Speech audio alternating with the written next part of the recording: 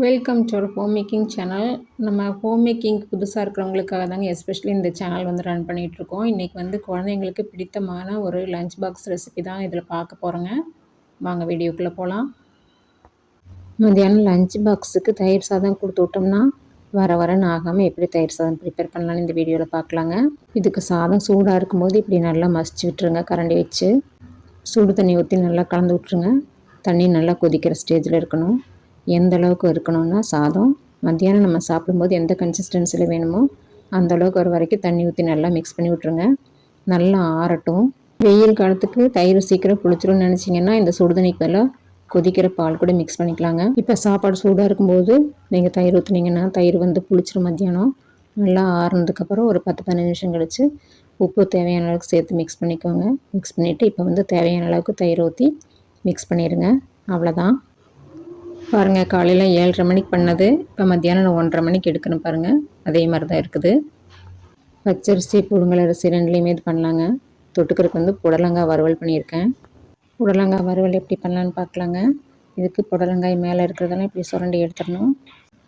கத்தி பதம் இல்லாத பக்கம் வச்சு சுரண்டிங்கன்னா ஈஸியாக இருக்கும். நீங்கள் ஸ்பூனில் கூட இது எடுக்கலாம். அதுக்கப்புறம் 2 பக்கம் நுனியும் கட் பண்ணி எடுத்துகிட்டு இந்த மாதிரி 2ஆக கட் பண்ணிக்கோங்க. உள்ளே இருக்கிறதெல்லாம் எடுத்துருங்க. நான் ஸ்லைசரில் ஸ்லைஸ் பண்ணுறேன், நீங்கள் பொடியாக கூட நறுக்கிக்கலாம். இப்போ இதில் வந்து கொஞ்சமாக உப்பு போட்டு கலந்துக்கோங்க. கூட கொஞ்சம் மஞ்சள் தூள் போட்டு மிக்ஸ் பண்ணிக்கோங்க. நல்லா கலக்கி விட்டு ஒரு 1/4 மணி நேரம் வச்சுருங்க. தூள் உப்பு போட்டுக்கோங்க. ஏன்னா நான் கல்லுப்பு சேர்த்துனப்போ 15 நிமிஷம் கழித்து சில கல்லுப்பு கரையாமல் இருந்துச்சு. 1/4 மணி நேரம் கழிச்சோன்னே இதை வந்து நல்லா பிழிஞ்சு எடுத்துக்கோங்க. பிழிஞ்சு எடுத்து ஒரு தட்டத்தில் தனியாக வச்சுக்கோங்க. எல்லாத்தையும் பிழிஞ்சதுக்கப்புறம் பார்த்திங்கன்னா இதில் கொஞ்சம் தண்ணி இருக்கும். இந்த தண்ணி வந்து நம்ம வேஸ்ட் பண்ண வேண்டாம். இது குழம்புலையோ இல்லைன்னா சூப்லேயோ சேர்த்துக்கலாம். பட் குழம்புலையோ சூப்லேயோ சேர்க்கும்போது உப்பு போடாதீங்க. ஏற்கனவே இதில் உப்பு இருக்குது. நல்லா உதுத்து விட்டுக்கோங்க.